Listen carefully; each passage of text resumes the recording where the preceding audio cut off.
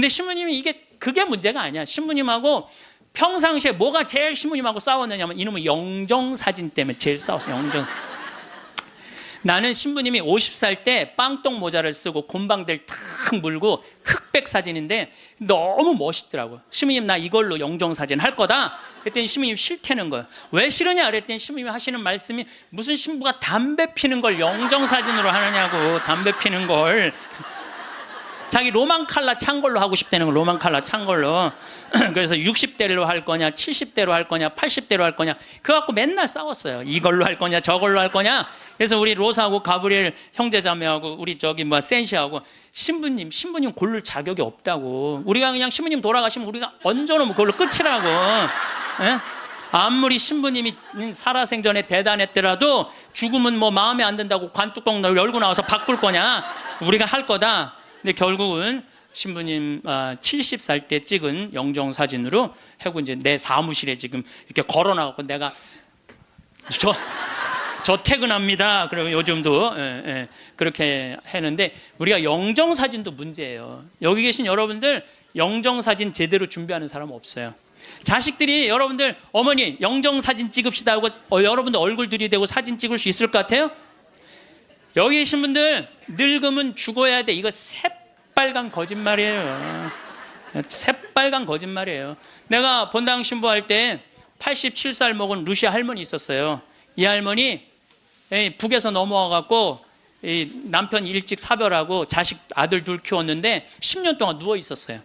그러니까 10년 동안 누워 있으니 얼마나 힘들어. 그러니까 내가 봉송체 갈 때마다 할머니가 신부님 나 이제 더 이상 사는 거 싫어. 나 이제 죽어도 여한 없으니까 신부님 하느님하고 친하지 않느냐고. 그러니까 나 좀 빨리 데려가게 해달라고. 기도 좀 해달라고. 그럼 내가 할머니 손 꼭 붙잡고 할머니 걱정하지 마세요. 내가 성당 가서 어떻게 해볼 테니까 걱정하지 마세요. 맨날 그랬어요. 네 할머니 내가 본당 이제 떠나고 평창 들어갈 때까지 안 돌아가셨어요. 네 할머니 93살에 돌아가셨어요.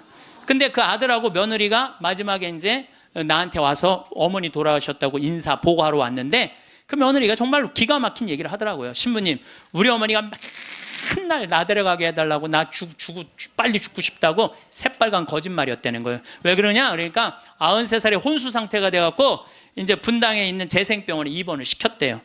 그러니까 이제 그 며느리가 성가대원을 했었는데 성가대원들이 위로를 온 거야. 그러니까 이제 기도를 해주면서 그 안젤라라는 자매가 그 며느리한테 그랬다는 거예요. 아 이제 이번에는 돌아갔으면 좋겠다고. 이제 할머니 혼수 상태에 있는데 이번엔 돌아가셨으면 좋겠다. 그만 자매님 괴롭히고. 그리고 위로를 하고 갔대요. 근데 이 할머니가 혼수 상태에서 깨어나서 첫 마디가 뭔지 알아요? 안젤라 전현 만나지 말아라. 이게 첫 마디야. 이게 첫 마디.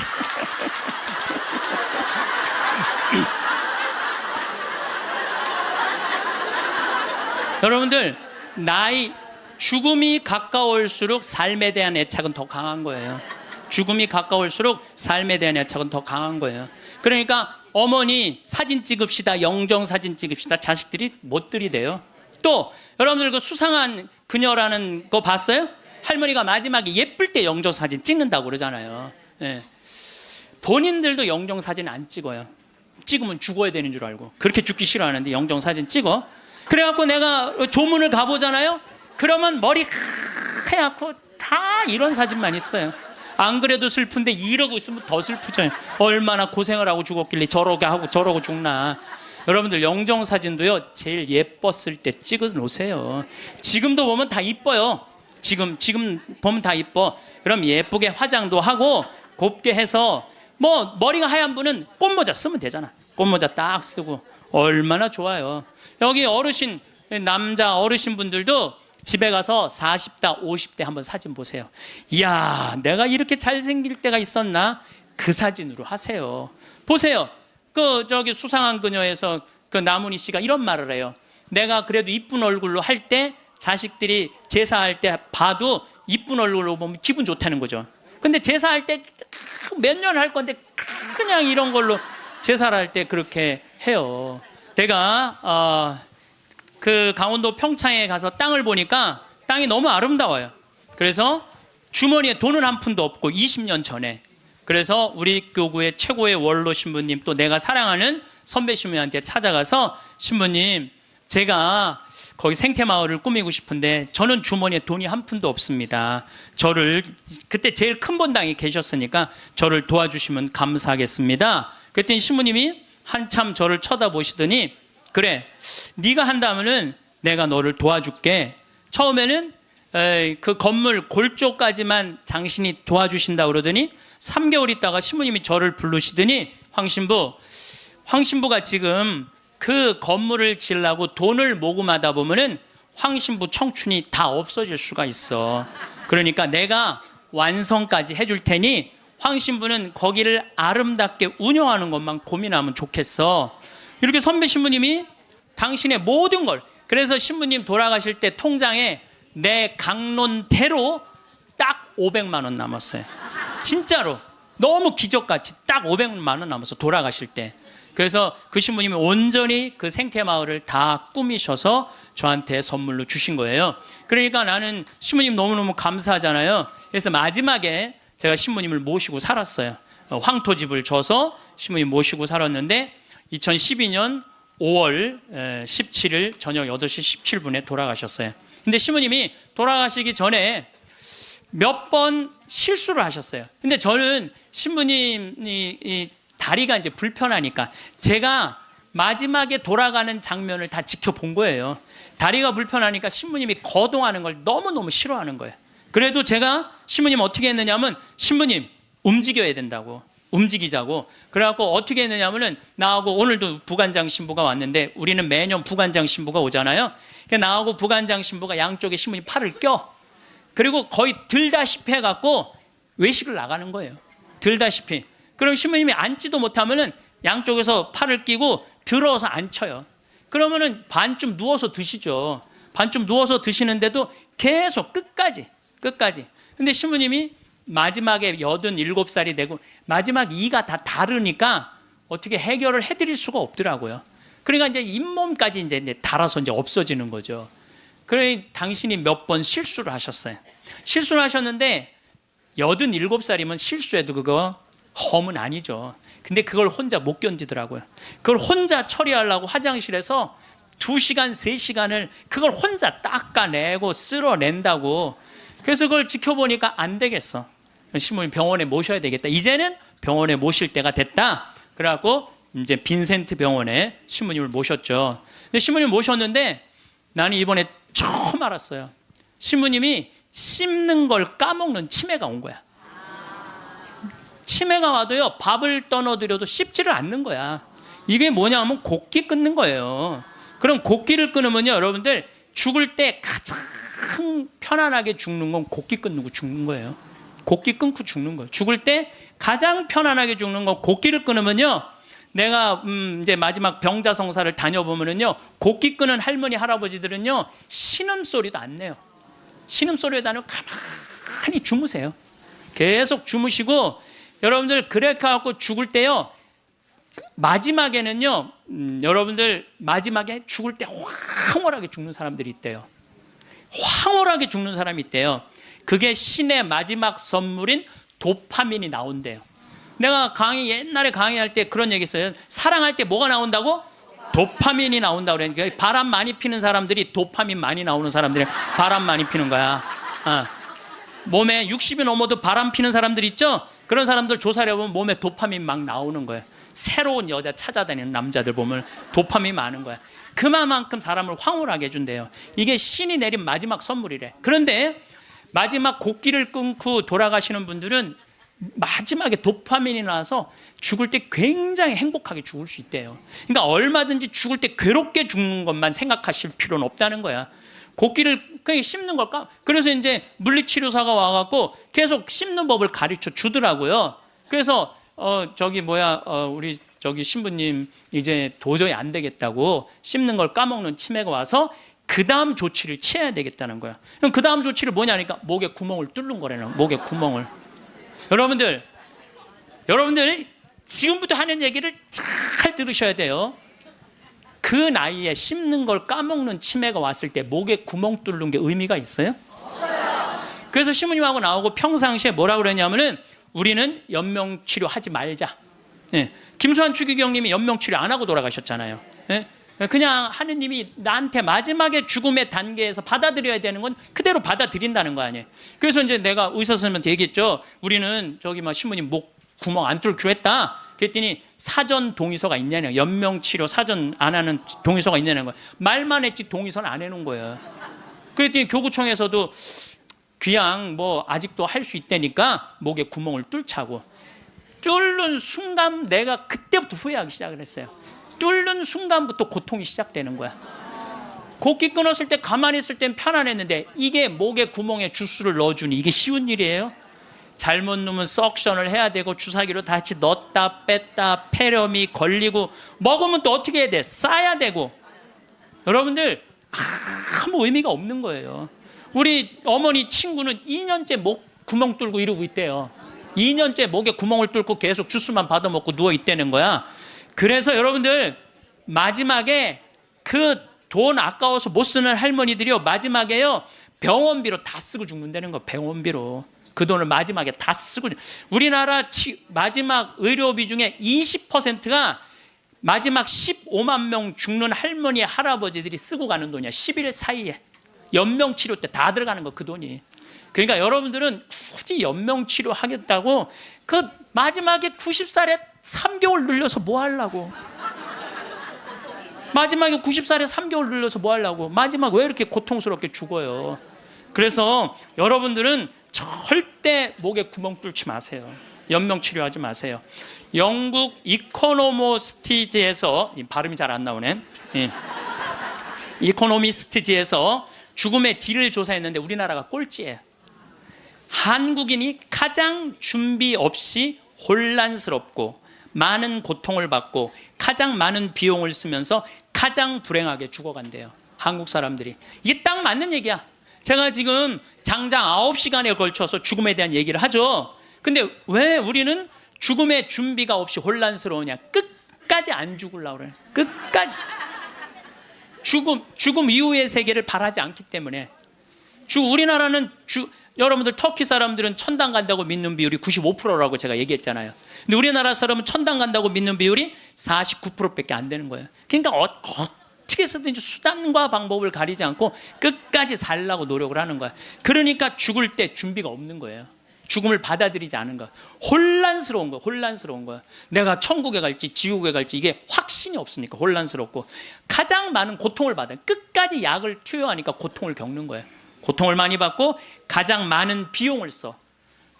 이 서양 사람들, 영국 사람들 보면은요, 죽을 때가 되면은요, 받아들이는 요즘 그런 문화가 참. 그래서 참 안타까운 거는 미국의 대학은 죽음이라는 과목을 강의를 해요. 대학에서 아예 죽음이라는 것을. 여러분들 우리가 인생의 가장 큰 숙제 중에 하나가 뭘까요? 죽음이에요. 근데 거기에 대해서 우리는 아는 게 하나도 없어. 그냥 안 죽으려고만 그래. 아는 거 없이 안 죽으려고만. 죽음학이라는 게 있다니. 죽음학이라는 게. 그래서 나는 우리나라 적어도 대학 정도면 죽음학을 가르쳐야 된다고 생각을 해요. 죽음에 대해서. 그러니까 가장 불행하게 죽어가네. 1년에 우리나라가 25만 명이 죽는데 15만 명이 아무 희망도 없는 연명치료 10일 동안을 한다는 거예요.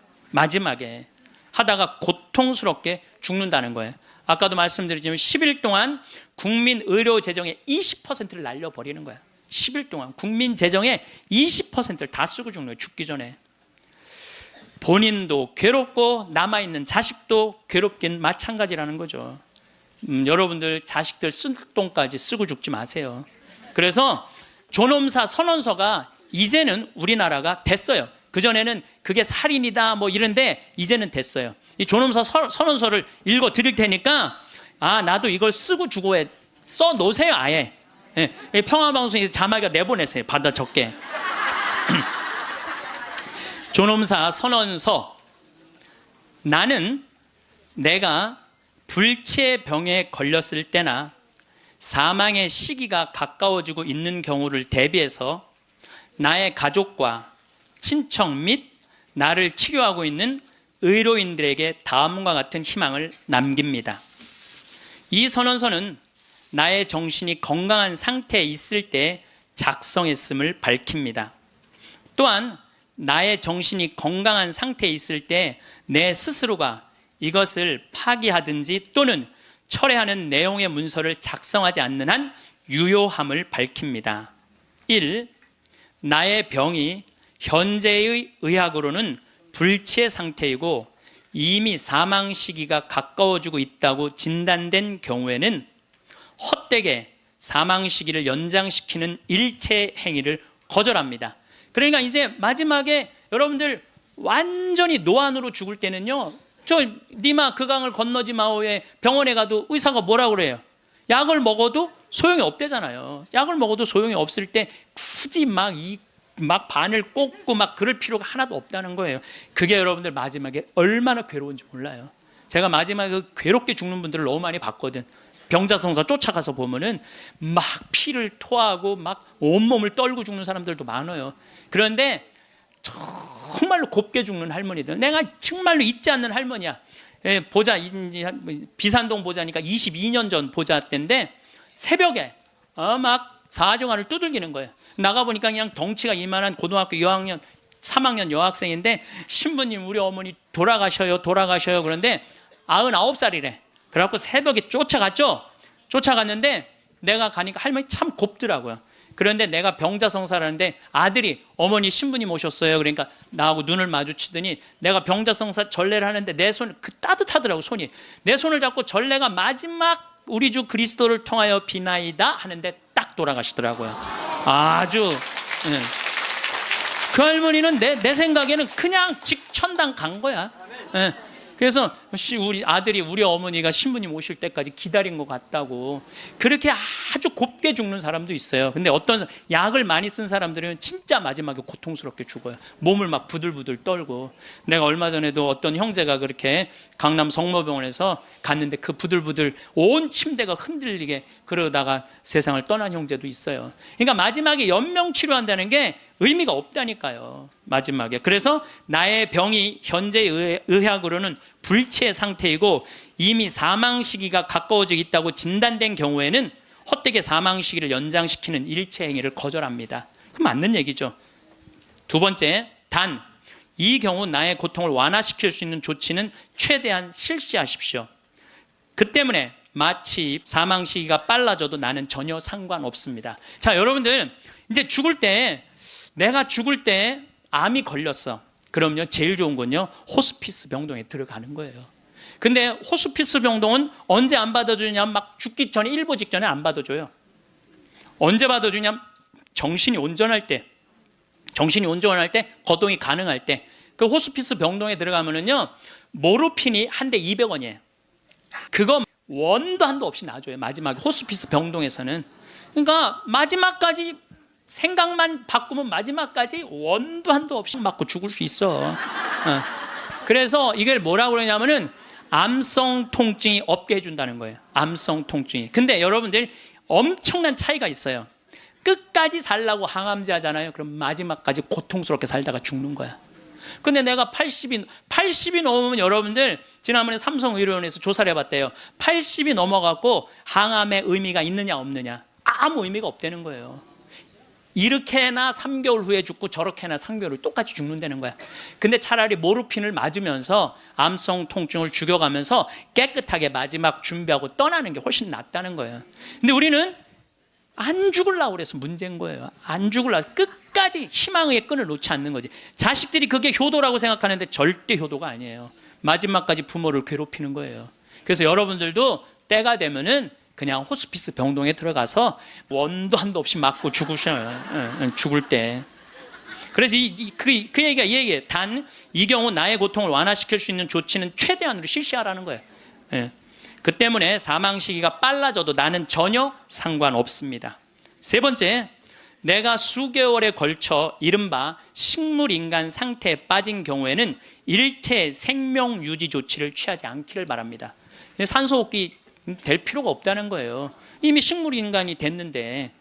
이상 나의 존엄사 선언이 충실하게 실행될 수 있도록 노력해 주신 분들에게 깊은 감사의 말씀을 드립니다.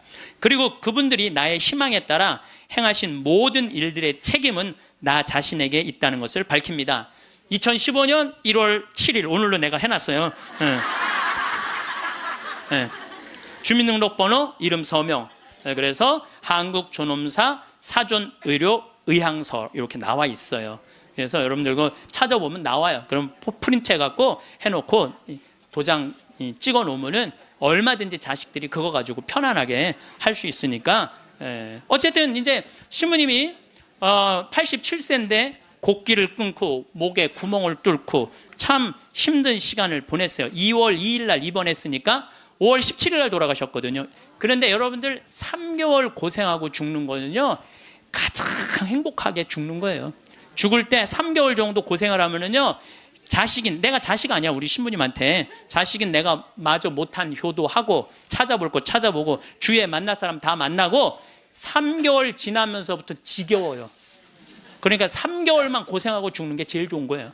진짜 좋은 건 지쳐서 죽는 거고, 그냥. 그래도 떠나는 게 너무 갑작스럽게 떠나면 자식들이 섭섭하잖아요. 그러니까 3개월 정도 고생하다 죽는다. 근데 우리 신부님은 정확하게 3개월 보름 병원에서 고생을 하셨죠. 이제 월요일 날에 이제 돌아가실 것 같아갖고, 이제 뭐 주교님 두 분 다 오시고 마지막에 이제 인사해야 되니까 교구청 신부들 다 오고 또 아들 신부들, 인연 있던 신부들 다 오고 또 신부님 평생 따르고 존경했던 교우들 다 오고, 그래서 다 왔는데 이제 돌아가실 것 같아갖고, 병원에서도 이제 곧 돌아가실 거라고 그러는데 다 오고 다 갔는데 밤 12시가 됐는데도 안 돌아가시는 거야. 다 준비하고 이제 떠나보낼 준비 다 했는데 새벽 2시가 돼도 안 돌아가시는 거예요. 나는 당장 내일부터 또 피정 강의해야 되는데, 그래서 내가 신부님한테 그랬어요. 이제 이렇게 계속 잠만 주무시니까, 신부님 내가 옆에 지키고 있으면 좋겠는데 아무래도 신부님 안 돌아가실 것 같으니까 나 피정 강의하고 또 올 테니까 그때까지 살아 있으라고.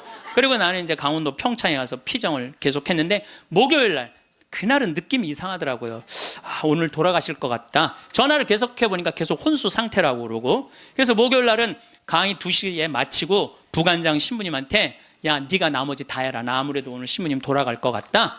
그래갖고 이제 부지런히 이제 수원 빈센트, 평창에서 빈센트에 또 와갖고 이제 신부님 옆에 이제 한 저녁 7시 됐는데 와서 보니까 멀쩡하게 계신 거예요. 안 돌아가시고. 1시간을 지키고 있는데도 계속 그냥 멀쩡하게 있는 거예요. 그래서 내가 이제 신부님한테 얘기했죠. 신부님 이제 좀 돌아가셔라.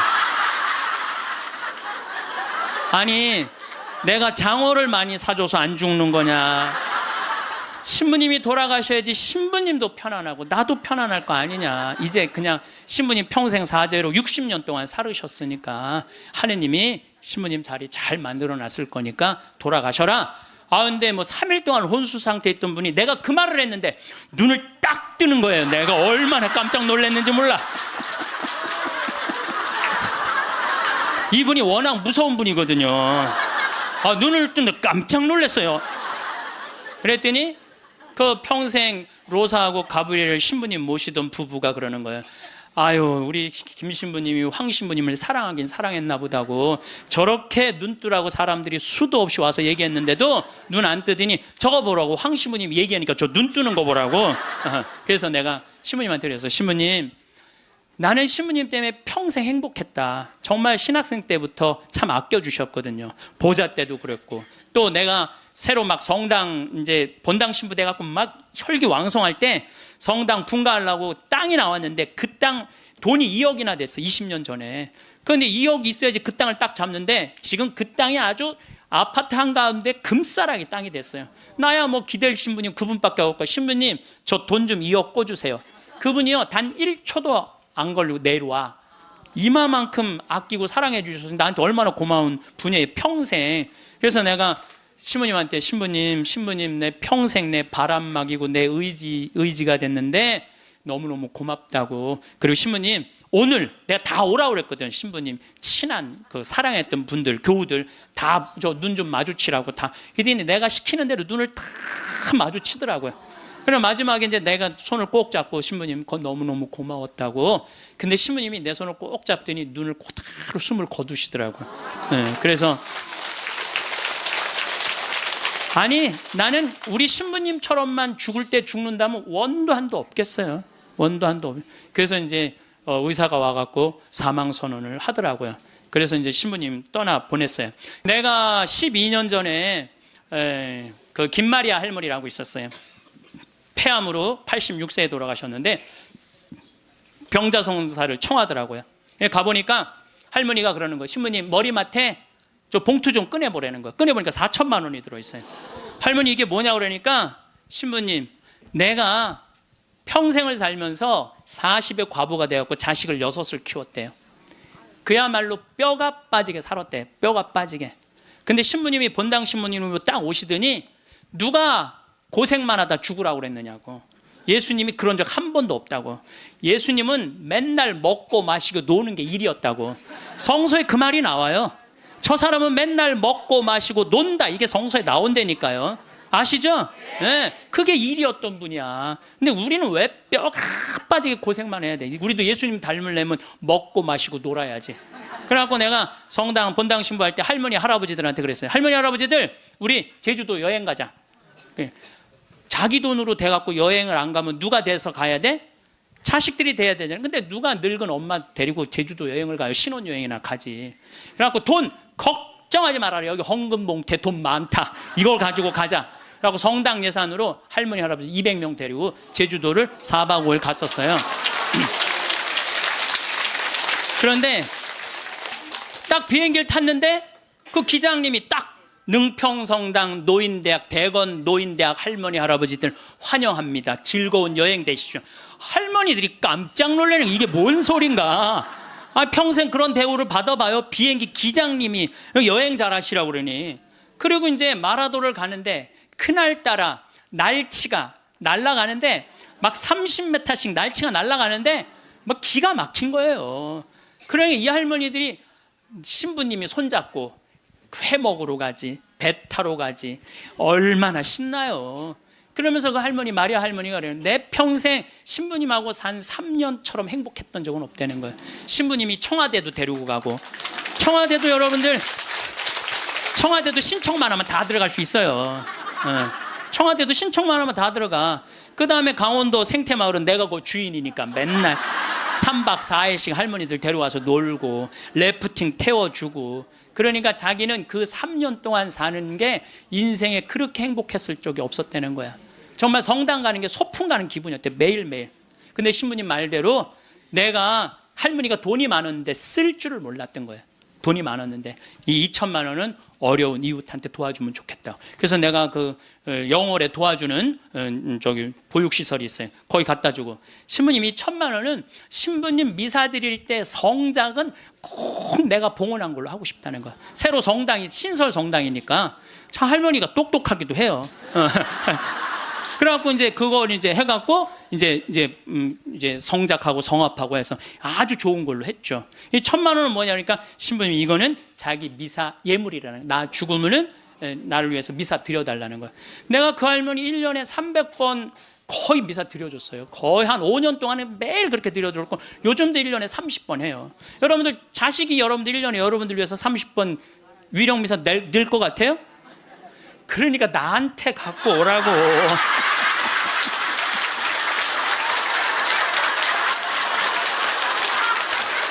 이거는 농담이에요. 이거는 농담이고 본당 신부님한테 갖다 드리세요. 본당 신부님한테. 나는 장례 미사 때 성가도 마음에 안 들어. 성가도 너무 슬퍼. 뭐 죽는 게 뭐 이렇게 슬프다고. 그래서 나는 장례 미사 때 난 성가 난 다 정해놨어요. 아예 성가 번호 못 정하게 내가 정해놨는데, 나는 처음 성당 나가서 배운 성가가 주날개밋이에요. 나 그 입당 성가로 정해놨어요. 주날개밋 내가 편히 쉬리라, 어두운 이 밤에 바람 부나 아버지께서 날 지켜주시니 겁내지 않고 잘 쉬리로다. 주날개밋 즐겁도다, 그 사랑 끊을 자니뇨. 주날개밋 쉬는 내 영혼 영원히 살게 되리라. 영원히 살게 된대잖아요. 얼마나 좋아. 입당성가. 봉헌성가는 내가 성모님을 참 좋아해. 사실 난 중학교 때 성모님 싫어했어요. 왜 싫어했냐면 학교만 가면 교회 다니는 애들이 니네는 마리아 교다고 말이 얼마나 싸움을 걸어오는지 성당 가서 성모님 째려보면서 아유, 내 저 성모님만 없으면 애들한테 괴롭히면 안 당하는데 내가 맨날 이랬어요. 근데 고등학교 때부터 성모님이 너무너무 좋은 거야. 이야, 세상에 이런 아름다운 분이 있구나. 여러분들, 우리 지금 새로운 보좌 신부님이 기가 막힌 강론을 며칠 전에 하셨어요. 여러분들, 믿음으로 저 산도 온 길이, 그거 알죠? 근데 나는 그게 이해가 안 가. 어떻게 아무리 믿음이 강해도 산을 옮길 수 있느냐.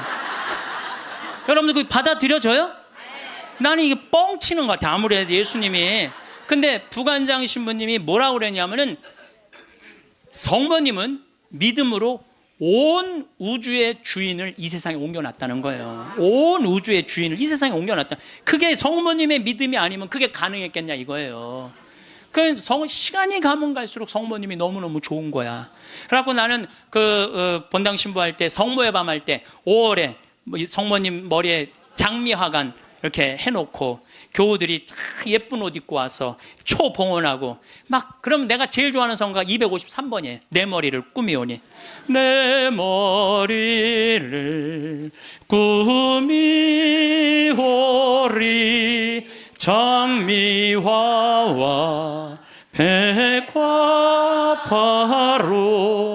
유향연기 피우오리 마리아여 내 주 위에. 얼마나 좋아요. 그래서 나는 이 성가는 내 장례 때 봉헌 성가야. 네, 내 봉헌 성가 성모님한테 봉헌하고. 그 다음에 그 성체 성가는 내가 그래도 신학교 다닐 때 목소리가 커갖고, 노래를 잘해서가 아니라 목소리가 커갖고 신학교 축제 때 독창을 많이 했어요. 그때 내가 늘 즐겨 부르던 노래가 시 프랭크의 파니스 안젤리쿠스예요.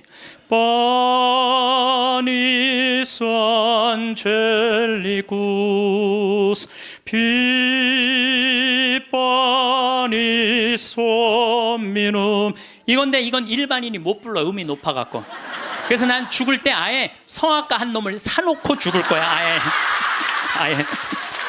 야, 너 나 죽으면 꼭 가서 불러라. 아예 돈을 줘놓고. 예. 폐장성가는 내 한평생을 예수님 안에 내 온전하게 그 말씀 안에 내 결코 뒤를 바라봄 없이 그분만을 따릅니다. 얼마나 좋아, 한평생 예수님 따른다는 거. 나는 내 장례 때 이런 성가 울려 퍼지는 거 원하지 않아요. 오늘 이 세상 떠난 이 영혼 보소서, 이런 거 원하지 않아. 내가 뭐 죽으러 가?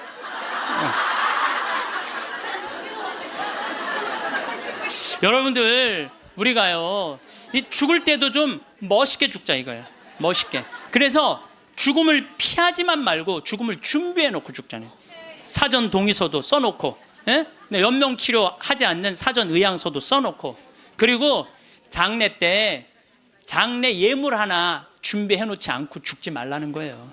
예? 그냥 신부님한테 찾아가고 미리 죽을 때 한 1년 전에 알잖아요. 내가 견딜 거다 못 견딜 거다, 끝까지 살지 않을 거 아니에요. 그럼 100만 원이든 200만 원이든 예물 갖다 주면서, 신부님 나는 내 저기 장례 때 꽃 예쁜 걸로 해달라고 그러고, 성가대 이 성가 해달라고 번호도 좀 갖다 주고, 예물도 좀 드리고, 좀 그리고 좀 멋있게 죽으세요. 그게 죽음을 준비하는 거야.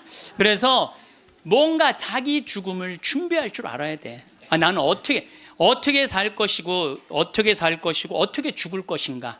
나는 죽을 때 연명치료하지 않고 내 영정사진은 어떻게 해놓고, 이렇게 준비를 하나하나 해두시면서 삶을 이렇게 멋있게, 아까 이혜인 수녀님처럼 이렇게 빨랫줄에 늘어놓고 내 삶이 이렇게 노을에 물들듯이 이렇게 바라볼 수 있는 그런 분들이 저는 됐으면 좋겠어요.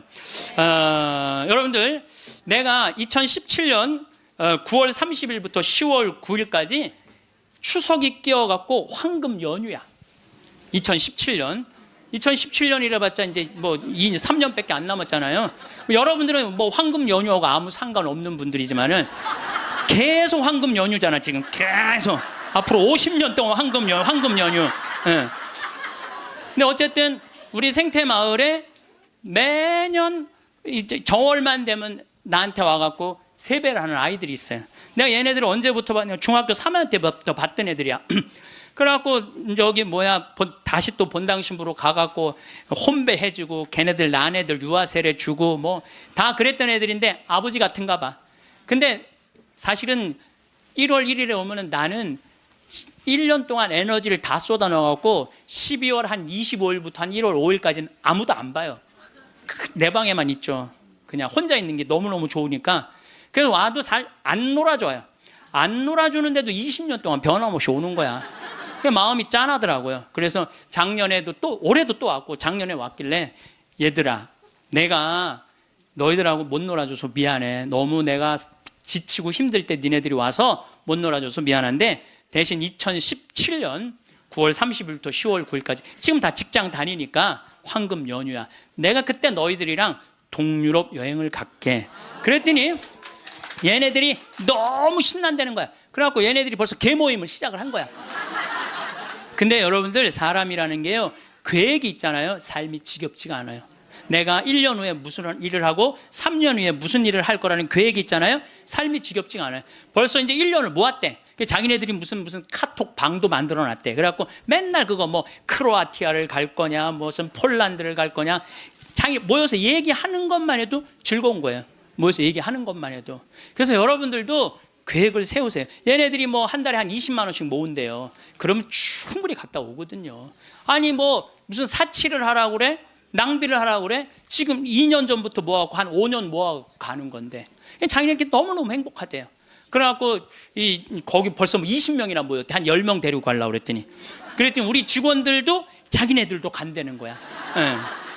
저는 여러분들, 제가 요즘 아프리카 봉사를 참 많이 하잖아요. 난 우리 직원들한테 이번 연말에 직원들 회의를 하는데 직원들한테 너무너무 고마운 게 얘네들 분유를 대주는 그 기관에서 작년 말로 분유를 끊었대요. 수녀님이 걱정을 하더라고요. 그래서 내가 우리 직원들한테 넌지시 얘기했어요. 야, 거기 분유 우리 잠비아 우리 생태마을 직원들이 모아서 보내주면 안 될까? 그랬더니 직원들이 막 회의를 하더니 30명 직원들이 하겠다고. 보니까 1년 내내 분유를 대줄 수 있겠더라. 우리 직원들이 이렇게 내는 걸 보니까. 우리 또 보좌 신부님은 11조를 또 한대요. 신부된 지 1년밖에 안 된 신부인데 자기는 꼭 11조를 하나님한테 봉헌한대요. 전 신부는 안 그래도 되는데 굳이 그럼 보좌 신부가 이제 한 달에 이제 10만 원씩 내놓을 것 같아 보니까. 그러니까 뭐 합치면은 걔네들 뭐 분유 충분하게 먹을 수 있을 것 같아. 그래서 여러분들도 아프리카 가는 거를 멀게 생각하지 마세요. 아프리카 여러분들 얼마면 가느냐? 비행기가 한 230만 원이야. 그리고 여러분들 한 달에 30만 원이면 여러분들 먹는 거 충분히 떨어져요. 30만 원만. 그럼 230만 원에 30만 원이면 360만 원 아니에요. 그렇죠? 600만 원. 그리고 400만 원은 거기다 주고 1000만 원만 있어도 아프리카 1년 갔다 올 수 있어요. 거기 가면 여러분들 할 일 너무너무 많아요. 지금 옥수수가 막 자란대. 풀도 뽑고 또 애들도 씻겨주고 병원 청소도 해주고 또 내가 이제 이번 여름에 대학생 40명을 데리고 아프리카에 갈 거예요. 여러분들 자녀들 또 이 방송을 보는 분들 중에서 원한다면 아프리카 우리 생태마을로 자원해 주세요. 그리고 이번에는 가갖고 우리 문화교류도 할 거야. 또 안과 선생님 많이 필요해요. 안과 선생님들도 있으면 자원을 해주면은 여러분들 가갖고 1년 아프리카, 여러분들 생각 60살 되면요, 제가 얘기했잖아요. 이 0.7년 곱하면 6, 7이 42야. 42살이야. 42살에 한국에서 그냥 이 1년 1,000만 원 써요. 1년 1,000만 원 쓰신다니까. 그러니까 그거 가지고 내 생각에는 아프리카 가서 1년 동안 봉사활동 하고 오잖아요. 여러분들 삶이 달라져요. 완전히 달라진다는 내가 확신합니다. 남을 위해서 한번 인생을 살아보잖아요. 남을 위해서 사는 것처럼 의미가 있는 게, 내가 그 치과 의사 선생님들이 사실은 일주일을 비우면은요, 치과는 돈이 얼마야. 근데 첫 해는 두 분을 데리고 갔는데 조금 좀 미안하더라고요. 근데 둘째 데리고 갔는데 자기네들이 너무 행복해하는 거야. 근데 지난 월요일 날 그 선생님들 모였는데 더 많이 끌어모았고 간다는 거예요. 막 가슴이 설렌다는 거예요. 자기네들 한 달에 한 주면 2천만 원, 3천만 원 돈을 못 버는 건데 막 설렌다는 거예요. 남을 도와주고 어려운 사람을 위해서 자기가 무언가 할 수 있다는 건요, 인생이 즐거운 거야. 여러분들 이 세상 살면서 나만을 위해서 살다 가면 그 얼마나 어리석은 일이에요. 이웃을 위해서도 좀 살고, 그런 설계를 한번 해보라는 거예요. 나도 한번 아프리카 한 1년 가갖고 봉사활동 한번 해봐야 되겠다. 그런, 우리가 한국에서 욕심 부리면서 지지고 볶고 하지 말고, 맨날 싸우고 죽이는 것만 보고 그러지 말고, 예? 좀 그 아름다운 데 가갖고 수녀님들하고 같이 기도도 좀 하고, 그 아프리카 수사님 수녀님들 많으시거든요. 그 수녀님들하고 얘기도 좀 하고, 영어 안 돼도 다 통해요. 걱정하지 마세요. 말 안 해도 다 통하니까 걱정하지 마시고, 내가 한번 그런 도전을 해보면은요, 사는 게 즐거울 거야. 근데 그냥 오늘이 저날이고 저날이 이날이고 이런 사람들은요, 사는 게 너무너무 재미없어요.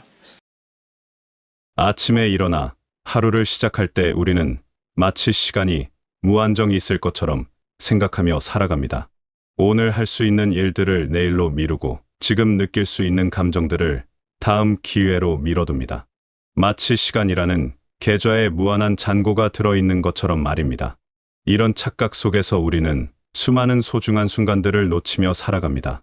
가족과 함께 할 수 있는 시간을 미루고 친구들과의 만남을 뒤로 미루며 나 자신을 위한 시간조차 막연한 기대 속에 유예시킵니다.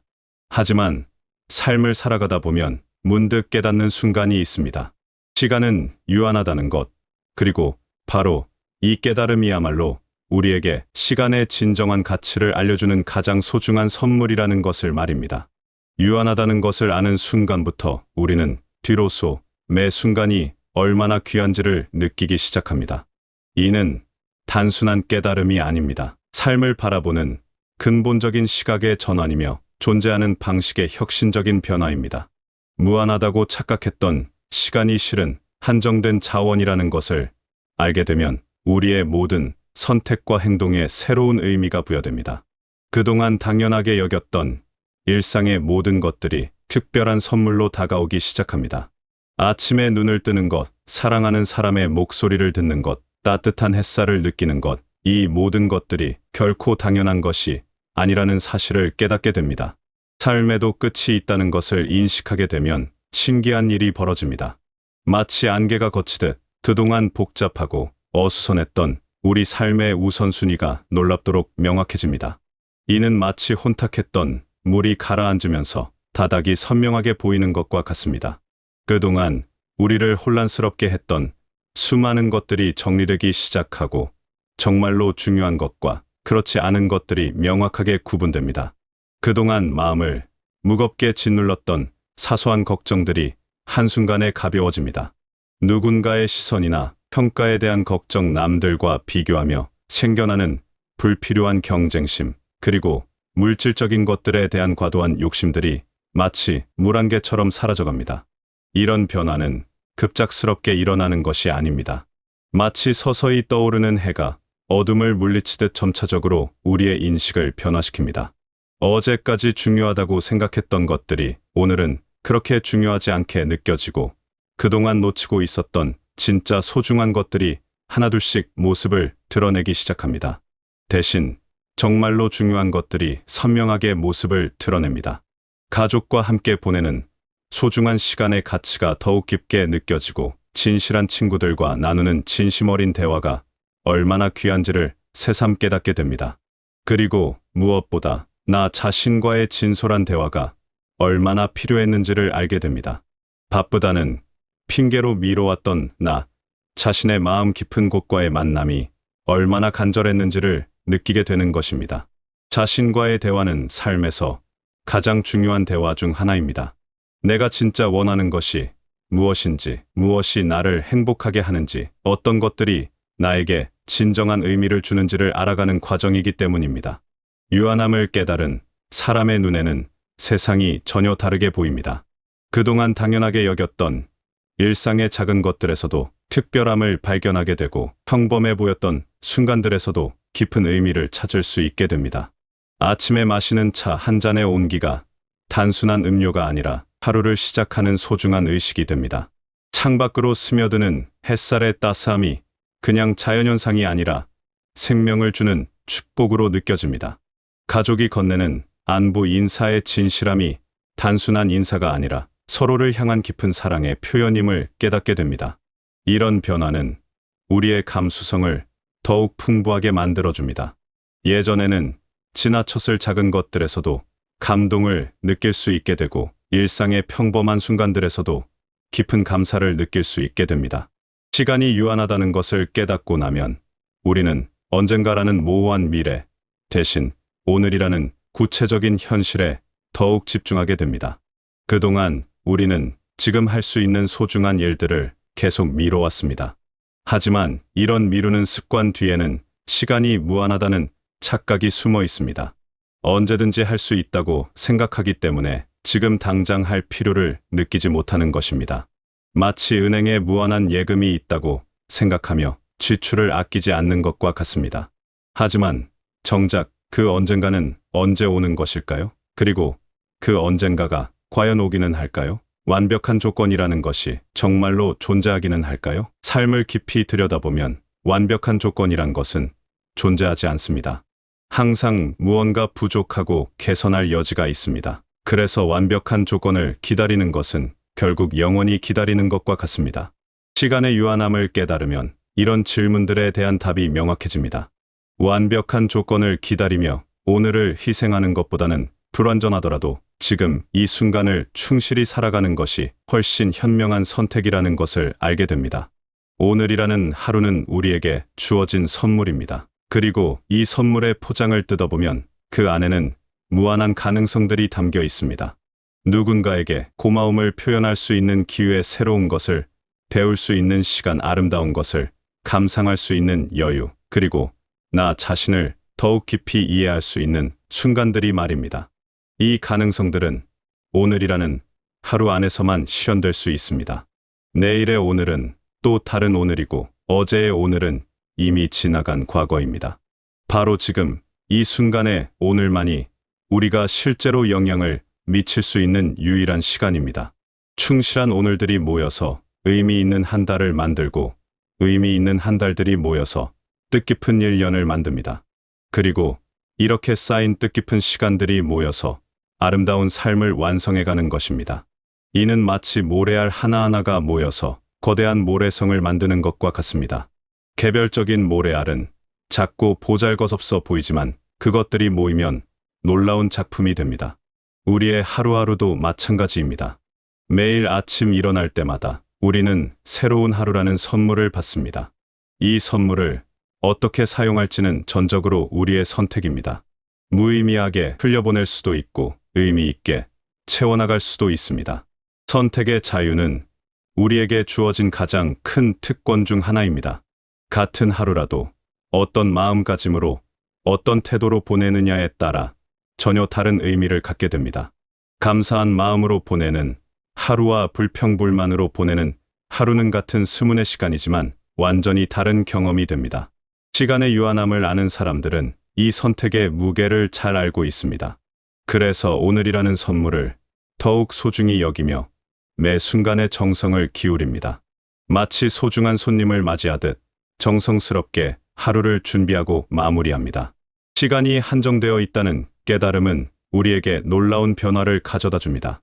그동안 마음속에만 간직하고 있던 꿈들에 대해 행동으로 옮길 용기를 주는 것입니다. 아직 이르다, 나중에 해도 된다, 실패하면 어떻게 하지 하는 걱정들이 지금 하지 않으면 언제 하지, 시도해보지 않으면 평생 후회할 것 같은데 실패해도 도전했다는 것만으로도 의미가 있어 하는 생각들로 바뀝니다. 이런 변화는 단순한 생각의 전환이 아닙니다. 삶을 바라보는 근본적인 관점의 변화이며 존재하는 방식의 혁신적인 전환입니다. 시간의 무한함을 전제로 했던 삶의 방식에서 유한함을 전제로 하는 삶의 방식으로의 전환인 것입니다. 그동안 표현하지 못했던 고마운 마음들을 전하게 됩니다. 부모님께 그동안 말하지 못했던 감사의 마음을 표현하고 소중한 사람들에게 사랑한다는 말을 아끼지 않게 됩니다. 감정의 표현은 인간관계에서 가장 중요한 요소 중 하나입니다. 하지만 많은 사람들이 이런 표현을 주저하거나 미룹니다. 부끄러움 때문이기도 하고 상대방의 반응에 대한 걱정 때문이기도 합니다. 사실 우리가 이런 표현들을 미뤘던 이유는 무엇일까요? 부끄러움 때문일까요? 아니면 상대방의 반응에 대한 걱정 때문일까요? 하지만 시간의 소중함을 깨달으면 이런 두려움들이 얼마나 사소한 것인지를 알게 됩니다. 진짜 후회는 해보고 나서 생기는 것이 아니라 해보지 못해서 생긴다는 것을 깨닫게 됩니다. 실패는 일시적이지만 후회는 평생 남는다는 진리를 몸소 체험하게 되는 것입니다. 실패에 대한 두려움은 자연스러운 감정입니다. 누구나 실패를 두려워하고 성공을 원합니다. 하지만 실패를 두려워한 나머지 아무것도 시도하지 않는다면 그것이야말로 가장 큰 실패가 아닐까요? 유한함에 대한 인식은 우리를 더욱 용감하게 만듭니다. 남은 시간이 한정되어 있다면 그 시간 동안 최대한 많은 것들을 경험하고 느끼고 표현하고 싶어집니다. 그동안 미뤄왔던 취미 생활을 시작하게 되고 새로운 사람들과의 만남을 두려워하지 않게 됩니다. 배우고 싶었던 것들을 배우기 시작하고 가보고 싶었던 곳들을 찾아가게 됩니다. 취미 생활은 삶에 활력을 주는 중요한 요소입니다. 하지만 많은 사람들이 시간이 없다, 여유가 없다는 이유로 취미 생활을 미룹니다.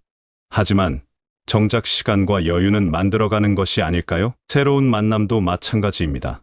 나이가 들수록 새로운 사람들과의 만남을 꺼리게 되는 경향이 있습니다. 하지만 새로운 만남은 우리에게 새로운 시각과 새로운 에너지를 가져다 줍니다.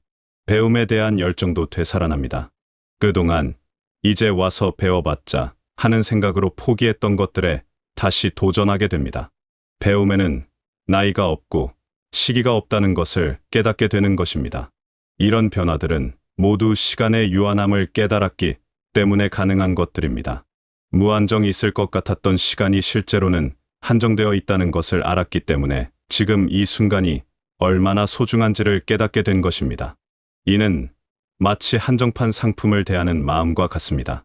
언제든지 살 수 있다고 생각하면 굳이 지금 사지 않아도 된다고 생각하지만 한정판이라는 것을 알면 지금 당장 행동에 옮기게 됩니다. 삶의 유한함을 인지하는 것은 결코 슬프거나 절망적인 일이 아닙니다. 오히려 그 반대입니다. 이 깨달음이야말로 현재를 가장 밝고 의미 있게 살아갈 수 있는 가장 강력한 원동력이 되어줍니다.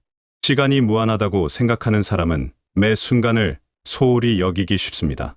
언제든지 할 수 있다, 나중에 해도 된다는 생각으로 현재의 소중함을 놓치게 됩니다. 하지만 시간이 유한하다는 것을 아는 사람은 매 순간을 귀하게 여기며 정성껏 살아갑니다. 이것이 바로 유한함이 우리에게 주는 가장 큰 선물입니다. 끝이 있기 때문에 시작이 의미가 있고 한정되어 있기 때문에 매 순간이 소중한 것입니다. 마치 한정된 재료로 요리를 할 때 더욱 정성을 기울이게 되는 것과 같습니다. 우리는 이제 매일 아침 눈을 뜰 때마다 새로운 마음으로 하루를 맞이할 수 있습니다. 어제와는 다른 새로운 하루, 다시는 돌아오지 않을 소중한 하루를 맞이하는 것입니다. 오늘이 주는 기회들을 놓치지 않으려고 노력하고 지금 이 순간에 집중하며 살아갈 수 있습니다. 과거에 대한 후회나 미래에 대한 걱정보다는 현재에 온전히 집중할 수 있게 됩니다. 사랑하는 사람들과 함께하는 시간을 더욱 소중히 여기게 됩니다. 함께 있을 수 있는 시간이 무한하지 않다는 것을 알기 때문에 매 순간을 더욱 깊이 있게 느끼고 더욱 진실하게 나눕니다. 나 자신과의 대화를 더욱 깊이 있게 나눌 수 있습니다. 바쁘다는 핑계로 미뤄왔던 자기 성찰의 시간을 갖게 되고 진정한 나 자신을 만나는 소중한 시간을 갖게 됩니다. 새로운 도전을 두려워하지 않게 됩니다. 실패할 가능성이 있더라도 도전하지 않는 것보다는 도전해보는 것이 낫다는 것을 알기 때문입니다.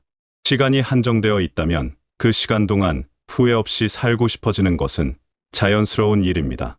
진실한 감정을 표현하는 것을 주저하지 않을 수 있습니다. 고마운 마음, 사랑하는 마음, 미안한 마음, 이 모든 감정들을 솔직하게 표현할 용기를 갖게 됩니다. 여러분의 오늘은 어떤 의미로 채워져 있나요? 그리고 내일의 오늘은 또 어떤 새로운 이야기로 가득 찰까요? 이런 질문들을 스스로에게 던져보는 것만으로도 삶이 더욱 의미 있어집니다. 시간의 유한함을 깨달은 사람들은 알고 있습니다. 매 순간이 다시 돌아오지 않는 유일한 순간이라는 것을 말입니다. 그래서 그들은 지금 이 순간을 영원처럼 소중히 여기며 살아갑니다. 끝을 기억하는 삶이야말로 매 순간을 영원처럼 살아가는 방법입니다. 유한함을 받아들인 사람만이 무한한 의미를 창조할 수 있습니다. 한정된 시간이기 때문에 더욱 값지고 소중한 것입니다. 여러분도 오늘부터 매 순간을 더욱 소중히 여기며 지금 이 시간이 주는 선물들을 마음껏 누리시길 바라겠습니다. 시간은 흘러가지만 그 시간 속에서 만들어가는 아름다운 이야기들은 영원히 여러분의 마음속에 빛나는 별처럼 남을 것입니다. 삶의 매 순간이 여러분에게 특별한 의미와 따스한 위로가 되고 오늘이라는 선물 안에서 진정한 행복과 깊은 감사를 발견하실 수 있으시길 바라겠습니다.